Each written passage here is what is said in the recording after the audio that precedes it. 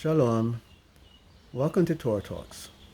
My name is Rabbi Gamliel, coming to you from Pardes Chana, from the beautiful land of Israel. Today, I wanted to talk to you briefly about the parasha Bamidbar.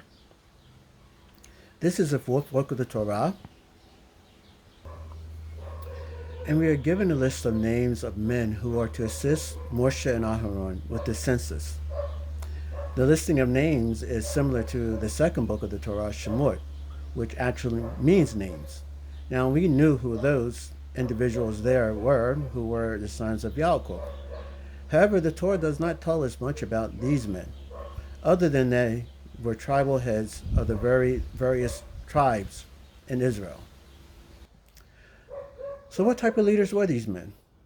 We really don't know. There are many different styles of leadership. Today, I wanted to discuss with you briefly two styles. The first style I wanted to talk about is servant leadership style. This style of leader, this kind of leader, leads with humility, compassion, and service to others. He serves with altruism. He is concerned about other people. He has a positive influence. He strengthens communities and has a high emotional intelligence. One of the best examples of this, if not the best, is Moshe from the Torah. Despite being chosen by Hashem to lead the Israelites from slavery out of Egypt, he never looked at himself as a ruler or the authoritative figure. His concern was for his people. He listened to them, and he advocated for them, even before the authority of Pharaoh. He even pleaded for them on their behalf before Hashem. When Hashem wanted to destroy them, Moshe said, Hashem, if you're going to blot them out, blot me out also. He loved his people that much, that life meant nothing to him without serving his people. Another example of a servant leader would be Yosef. Despite being sold by his brothers as a slave to Egypt, he became and was interested in all those around him when he arrived and when he was a slave. He continued to act with humility and compassion when he became second in command to Pharaoh. In fact, he was able to save many lives, even during the famine.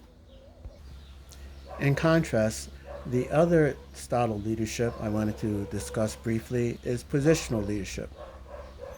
Unlike a servant leader who leads through positive influence, the positional leadership often uses the power and the authority of his position to control people and to get them to follow him. This type of leadership may be good in certain situations. Unfortunately, this can lead to the abuse of power and the lack of concern for others.